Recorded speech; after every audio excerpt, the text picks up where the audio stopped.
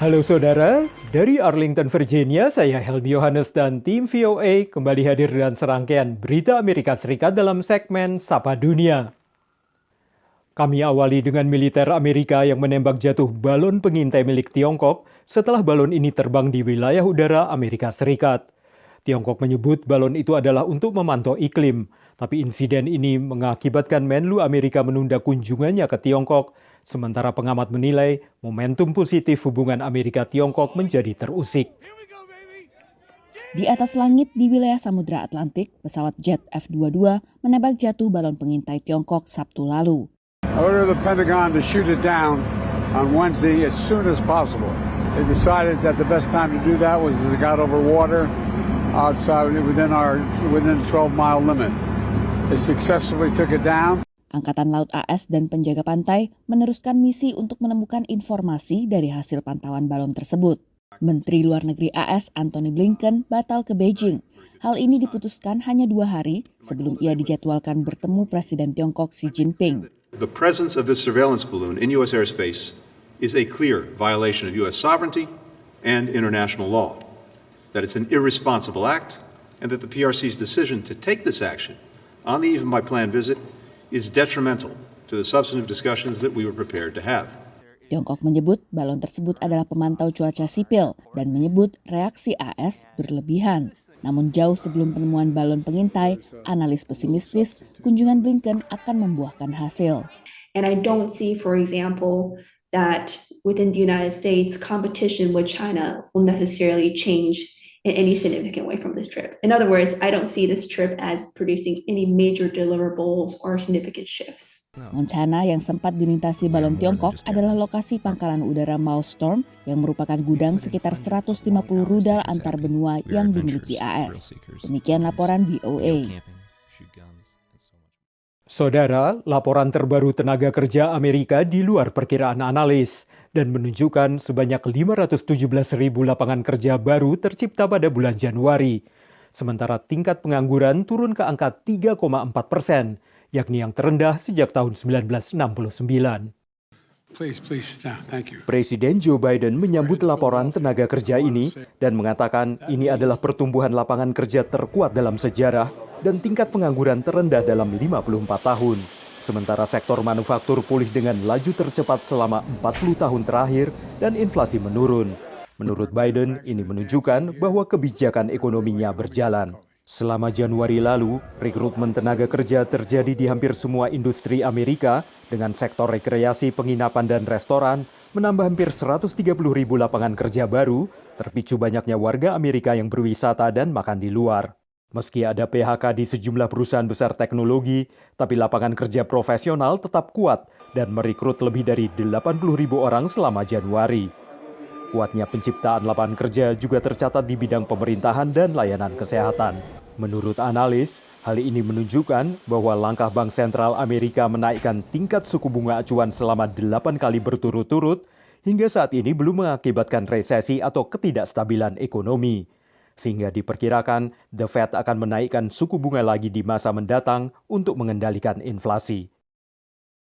Beralih ke upaya menggalakkan transportasi umum dan untuk membantu warga setempat, Dewan Kota Washington DC memutuskan untuk menggratiskan bis kota mulai bulan Juli mendatang.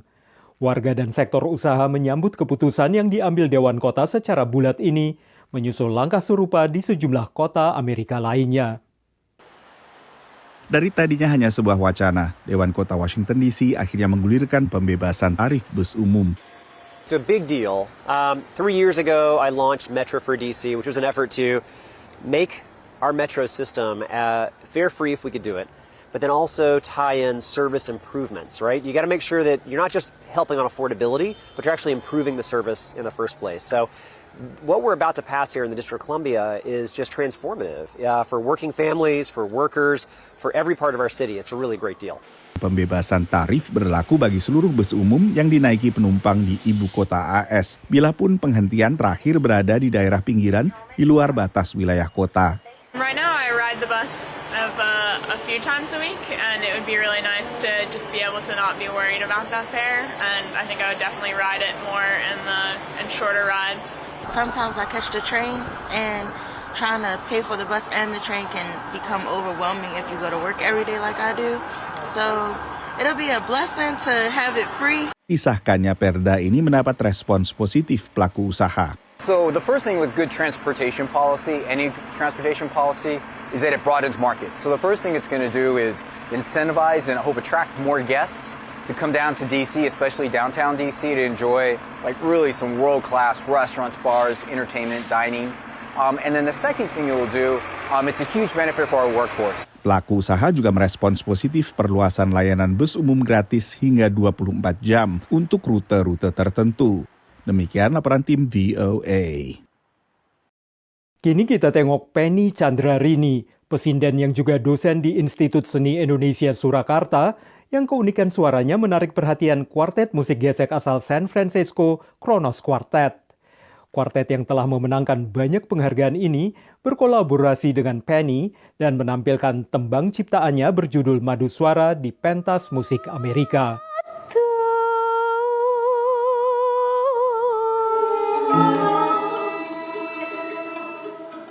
Alunan suara Penny Chandrarini membawakan tembang Madu Suara memukau para pencinta seni yang hadir di Gedung Asia Society New York. Penny, dosen karawitan dan doktor di Institut Seni Indonesia Surakarta, tampil bersama kelompok string quartet Kronos Quartet yang berbasis di San Francisco. Nama Kronos Quartet yang telah melegenda, legenda itu sekarang bisa terhubung dengan kebudayaan Indonesia terutama Jawa Alhamdulillah melalui saya, dan ini sangat saya syukuri. Bagi David Harrington, salah satu pemain biola Kronos Quartet, suara Penny menjadi tantangan besar bagi kelompoknya. When you think about the repertoire, the music that has been written for the string quartet since about 1770, there's absolutely nothing like Madu Suara. Penny yang sedang menjalani program beasiswa residensi Fulbright mengajar musik, tari, dan teater Indonesia di University of Richmond serta Virginia Commonwealth University di Richmond, Virginia.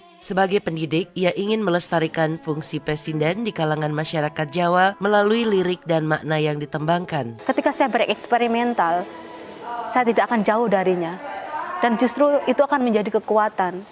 Dari akar itulah yang bisa dikembangkan itu menjadi semacam inilah Indonesia. Keindahan musik tradisional yang dihidupkan Penny menawan pemerhati seni seperti Elena Monpark. One thing that I think is incredible about what Penny does is that she's so steeped in the tradition and able to reimagine it also, not afraid to move it forward. And I think in that way it stays alive. Dari Richmond, Virginia dan New York, VOA.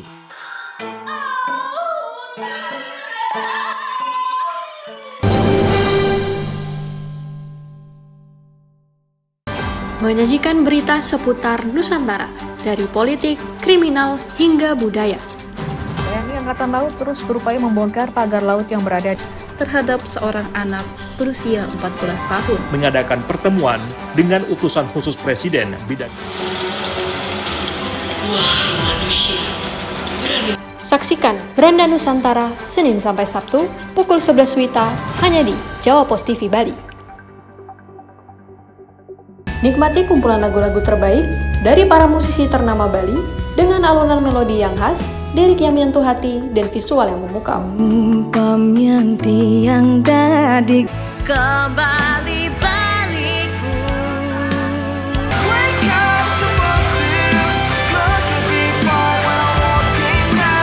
Saksikan update Gita-Gita Senin sampai Jumat pukul 11:30 WITA hanya di Jawa Pos TV Bali. Ikuti berita terkini dari Amerika Serikat dan dapatkan informasi terbaru tentang kejadian yang sedang hangat dibicarakan. Senat akhirnya tak menyertakan larangan turun. Sebagian imigran tak bersurat berhasil mendapatkan legalitas. Tapi bagaimana dengan sapi laut? Ada setidaknya 3 isu utama yang mereka suarakan. Pertama, saksikan update terkini Senin sampai Jumat pukul 4 sore waktu Indonesia Tengah hanya di Jawa Pos TV Bali. Ayo komunikasikan bisnis, event, atau pengumuman Anda di Koran Jawa Pos Radar Bali. Kontak WA 0877 5087 5999 atau email grafisiklan.radarbali@gmail.com.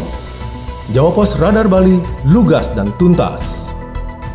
Menyajikan berita seputar Nusantara, dari politik, kriminal, hingga budaya.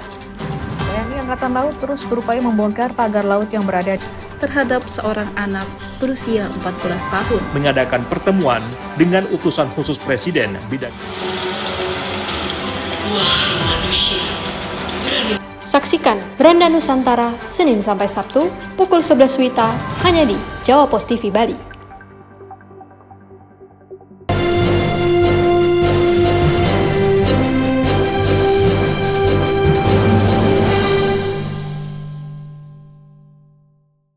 Halo saudara, dari Arlington, Virginia, saya Helmi Yohanes dan tim VOA kembali hadir dengan serangkaian berita Amerika Serikat dalam segmen Sapa Dunia. Saudara, Angkatan Laut negara-negara barat harus beradaptasi untuk menghadapi ancaman baru di bawah laut. Pasalnya, pihak musuh mengembangkan kemampuan baru untuk menarget infrastruktur penting bawah laut seperti jaringan pipa gas dan kabel yang dikhawatirkan bisa mengganggu roda perekonomian global. Gelembung gas berskala besar muncul di Laut Baltik mengikuti bocornya jaringan pipa Nord Stream yang menghubungkan aliran pasokan gas alam dari Rusia ke Jerman September lalu. Video bawah laut menunjukkan sedikitnya 50 meter jaringan pipa rusak dengan ceruk luas di dasar laut. Penyelidik Swedia menemukan jejak bahan peledak yang membuat negara barat curiga Rusia menyabotase jaringan pipa. Inggris kemudian umumkan rencana untuk meningkatkan kemampuan pertahanan bawah lautnya. Russia makes no secret of its ability to target such infrastructure. So for that reason, I can announce we've recently committed to 2 specialist ships with the capability to keep our cables and pipelines safe. Rusia tolak tuduhan telah melakukan sabotase jaringan pipa Nord Stream. Akhir Desember lalu, Rusia meluncurkan 4 kapal perang baru, termasuk 2 kapal selam bertenaga nuklir. NATO dan Uni Eropa pada awal Januari membentuk satuan tugas gabungan untuk melindungi infrastruktur penting.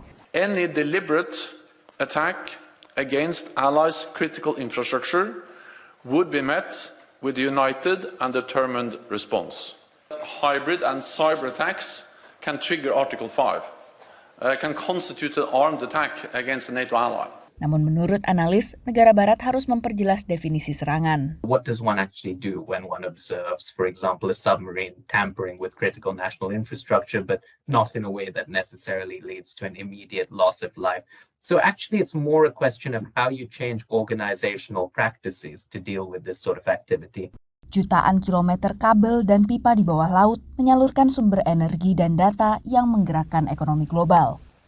Demikian laporan tim VOA. Beralih ke keamanan ketat yang diberlakukan jelang ajang Super Bowl, yakni pertandingan final Liga Football Nasional Amerika yang berlangsung Minggu malam waktu setempat. Berbagai lembaga penegak hukum Amerika bekerja sama untuk memastikan keamanan baik di darat maupun udara. Aparat keamanan Amerika meningkatkan keamanan di sekitar Stadion State Farm di Glendale, dekat kota Phoenix, Arizona, tempat berlangsungnya ajang Super Bowl. Pihak berwenang melakukan patroli baik dengan sepeda motor maupun mobil polisi di sekitar kawasan stadion. Aparat juga mengerahkan petugas berpakaian preman dan regu penjinak bom yang tidak hanya memantau stadion, tapi juga semua lokasi event ini. Menurut Menteri Keamanan Dalam Negeri Amerika Alejandro Mayorkas, ajang ini aman dan terjamin karena adanya kerjasama berbagai pihak. Keamanan ketat ini dipersiapkan selama 18 bulan terakhir dengan melibatkan berbagai lembaga penegak hukum Amerika, baik dari tingkat federal, negara bagian, dan lokal. Pihak keamanan telah berlatih menghadapi berbagai skenario di tengah meningkatnya kewaspadaan keamanan siber dan udara. Di sekitar stadion, aparat juga melakukan patroli udara dengan helikopter yang bisa mengirim video secara waktu nyata ke lebih dari 40 lembaga penegak hukum di darat.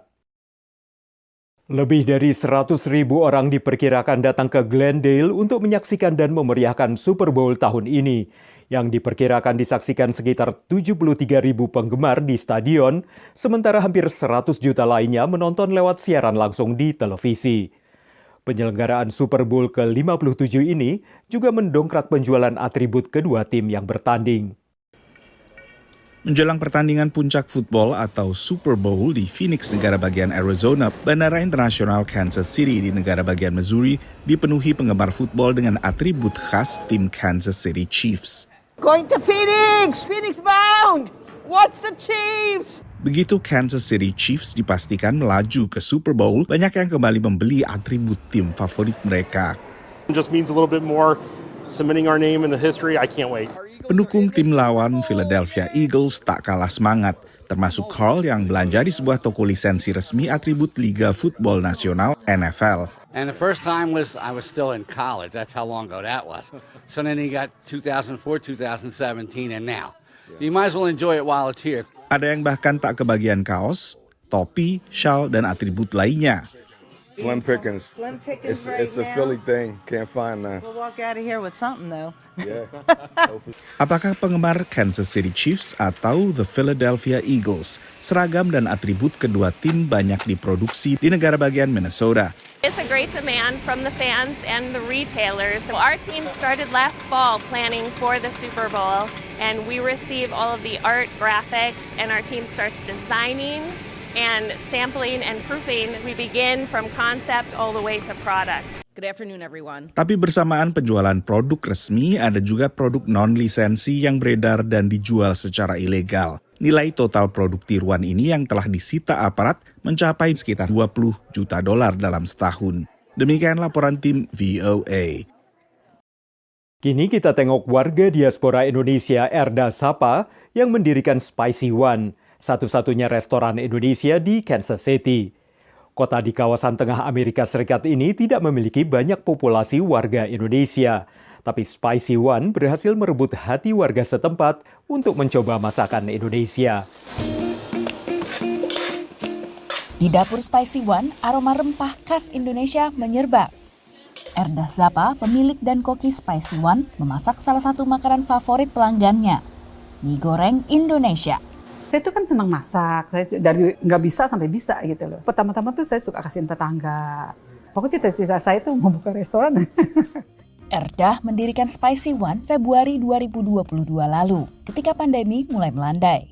Tapi saya terlalu berani sih ya, soalnya kan habis COVID, ya kan orang jarang mau invest di restoran.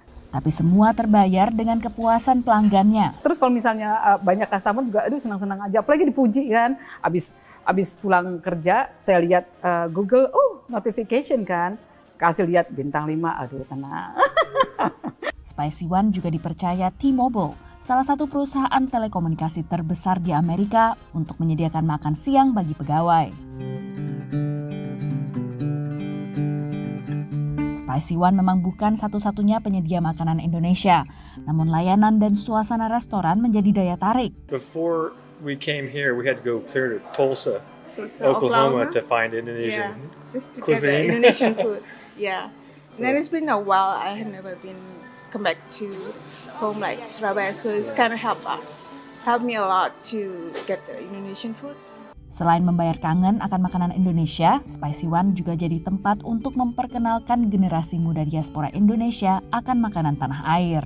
Let's see, what do you like? I love the satay, it's really good. Honestly, that's my favorite because it tastes good, but sometimes I also like the shrimp. Juga memperkenalkan makanan Indonesia yang beragam di kawasan tengah Amerika. Dari Kansas City, Kansas, VOA.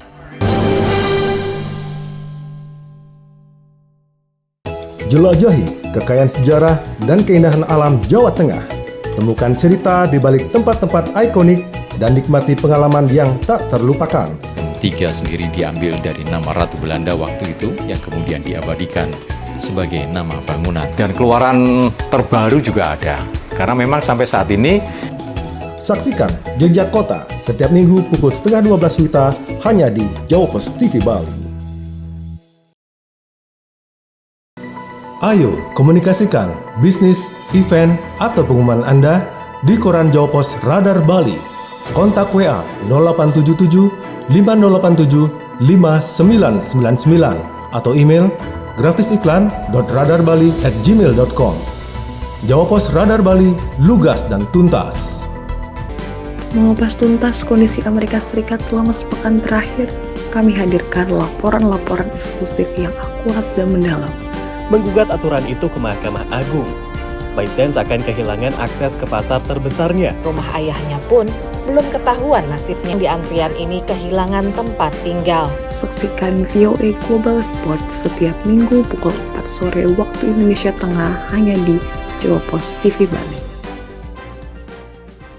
Ikuti perjalanan menyusuri masa lalu, mengungkap sejarah di balik peninggalan-peninggalan Kerajaan Majapahit. Situs ini itu pernah diekskavasi oleh Balai Pelestari Kebudayaan. Kedua benda artefaktual ini menandakan tidak tak ubahnya memang di sekitar dibangun tahun-tahun sekitar tahun 900. Saksikan jelajah jejak Majapahit Senin sampai Jumat pukul 4:30 sore waktu Indonesia Tengah hanya di Jawa Post TV Bali.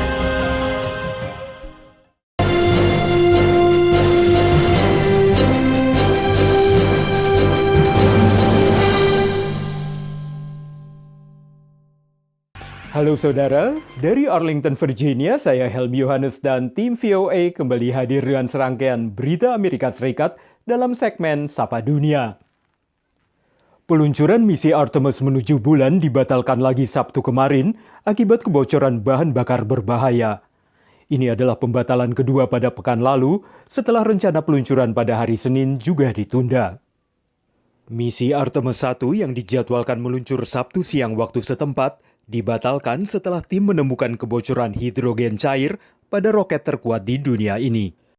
Kebocoran ini membuat tim peluncur tidak bisa mengisi tangki hidrogen cair yang adalah salah satu propelan roket, meski sudah mencoba berbagai prosedur perbaikan. Sebelumnya, rencana peluncuran Senin pekan lalu dari Kennedy Space Center juga ditunda akibat sejumlah masalah, termasuk rusaknya sensor mesin dan adanya kebocoran saat pengisian bahan bakar. Badan Antariksa Amerika NASA mengatakan Artemis tidak akan meluncur pada periode peluncuran ini, dan itu berarti harus ditunda pada periode selanjutnya pada akhir September atau pertengahan Oktober. Artemis 1 adalah misi uji terbang tanpa awak yang membawa wahana antariksa Orion untuk mengorbit bulan, dan merupakan misi pertama NASA dengan sistem peluncur baru SLS. Misi ini menandai awal program untuk kembali mengirimkan manusia ke bulan dan pada suatu saat nanti mendaratkan misi berawak di planet Mars. Saudara, Gedung Putih berencana menutup impor dari Nicaragua sebagai protes terhadap rezim otoriter Presiden Daniel Ortega. Namun analis melihat langkah Amerika ini akan memperparah kondisi warga Nicaragua dan memaksa mereka mengungsi dari negaranya. Setelah mengucilkan Presiden Nicaragua Daniel Ortega dari KTT negara-negara benua Amerika Juni lalu di Los Angeles, pemerintah Joe Biden kembali menegaskan kecamannya terhadap rezim otokrasi di bawah Ortega. There has been a dramatic deterioration of respect for democratic principles and human rights by the regime in Nicaragua, including the imprisonment of democratic leaders, members of the political opposition, students and journalists. Kepada VOA, dua pejabat tinggi Gedung Putih mengonfirmasi rencana pemerintah Biden untuk memblokir impor dari negara Amerika Tengah tersebut. Pemblokiran ini akan mengikuti pencoretan Nicaragua dari daftar negara yang boleh menjual gula ke AS dengan pajak impor rendah. Langkah ini dinilai akan berdampak besar terutama karena AS adalah negara tujuan utama ekspor komoditas Nicaragua, menurut analis. It would mean significant cut in financing for the Ortega regime. I think this would really devastate the finances of the country. Meski berpotensi efektif, namun pemblokiran juga dinilai akan merugikan warga Nicaragua yang bergantung pada ekspor ke Amerika. Pero yo me pregunto, ¿alguien le ha consultado al pueblo de Nicaragua? ¿Alguien le ha preguntado al pueblo de Nicaragua que sufre enormemente las consecuencias de la represión? Analis lain menilai perlu perluasan cakupan sanksi karena Nicaragua juga bertindak bersama Venezuela. We need a regional approach. This cannot be just purely bilateral. The Ortega-Maduro alliance of repression and exporting that repression across the region is something that continues to occur. Merespons sikap keras AS, Ortega sendiri tetap bersikukuh. Seperti retorika yang terdengar dari Venezuela, AS dituduh Ortega sebagai imperialis yang memaksakan diri. Demikian laporan tim VOA. Beralih ke sebuah video game baru yang mendorong lebih banyak warga Amerika untuk mengadopsi hewan peliharaan dari tempat penampungan. Organisasi Advokasi Perlindungan Hewan memperkirakan ada sekitar 70 juta anjing dan kucing terlantar di seluruh Amerika, dan hanya 6 hingga 8 juta yang masuk tempat penampungan untuk diadopsi. Perjuangan seekor kucing telantar untuk bertahan hidup di tengah robot-robot pembunuh menjadi kisah yang diangkat dalam permainan video Stray. It's an adventure game where you're playing as a stray cat. It kind of made sense hand in hand to do something that would be positively impactful and hopefully bring more awareness to adopting and not shopping for a new pet. Pengembang permainan ini lalu merangkul tempat-tempat adopsi binatang peliharaan baik di Amerika Serikat maupun di Inggris. Permainan lalu di live stream dan mengajak para penonton maupun gamer menyumbang ke tempat-tempat adopsi yang berpartisipasi. The pandemic kind of showed like people wanted to bring pets into their lives, and then now that things are kind of settling back into a sense of normal, we've seen pets go back into pounds, which is a little bit unfortunate. So I think just bringing more awareness to it and then finding that relatability with the video game itself just kind of raises everything on a collective level. Penggalangan dana seperti ini direspons positif organisasi penyayang binatang dan pemerhati hewan telantar. We did have a fundraiser raise funds for us through live streaming Stray. So it is making us pay attention to this, and we will be reaching out to stray gamers that we're seeing on Tiltify to see if they would fundraise for us. Kucing yang menjadi tokoh utama di animasi berdasarkan peliharaan salah satu pengembang. Demikian laporan tim VOA. Kini kita tengok warga diaspora Indonesia Danu Widakdo yang membuka restoran di kota kecil Clarksburg di negara bagian West Virginia. Menurut Danu, biaya sewa ruangan di kota berpenduduk kurang dari 20.000 jiwa ini lebih murah. Dan selain itu, belum banyak restoran di kota ini yang menyajikan makanan Thai dan Jepang seperti yang ditawarkan restorannya. Kota Clarksburg berjarak sekitar 4 jam berkendara dari ibu kota Washington DC, sebuah kota kecil tua yang terletak di negara bagian West Virginia. Di sini ada sebuah restoran yang dikelola oleh diaspora Indonesia sejak November 2021. Saya tertarik dengan kota ini. Dulu saya lihat di highway historik, kita explore, ternyata menemukan kompleks strip mall, East Point Strip Mall. Ini salah satu strip mall terbesar di West Virginia. Clarksburg semula kota yang ramai karena industri pertambangan batu bara dan industri kaca. Seiring meredupnya dua industri utama itu, Clarksburg mulai ditinggalkan penduduknya. Warga kotanya sekarang ini sekitar 16.000 jiwa berdasar sensus tahun 2020. Selain lokasi yang ramai dan tidak banyak saingan, harga sewa tempat di kota ini lebih murah dibanding di kota besar. Dibanding DC, Maryland, expenses pasti lebih besar. Kalau kita di kota besar, misalnya saya sewa mahal, sewa bisa sampai 20.000, 25.000 per bulan. Di tempat ini dengan space seperti ini cuma 5.000 nggak sampai. Kita lihat di sini banyak orang suka makanan Asia, khususnya makanan Thai, sushi, terus hibachi itu sendiri juga orang suka. Itu termasuk best sellingnya kita. I love the spicy food, so it's something that I enjoy experiencing. Mayoritas pegawai di restoran adalah orang Indonesia. Hal ini karena kesulitan untuk mendapatkan karyawan. Dari Clarksburg, West Virginia, Ronan Zakaria dan Alam Burhanan, VOA.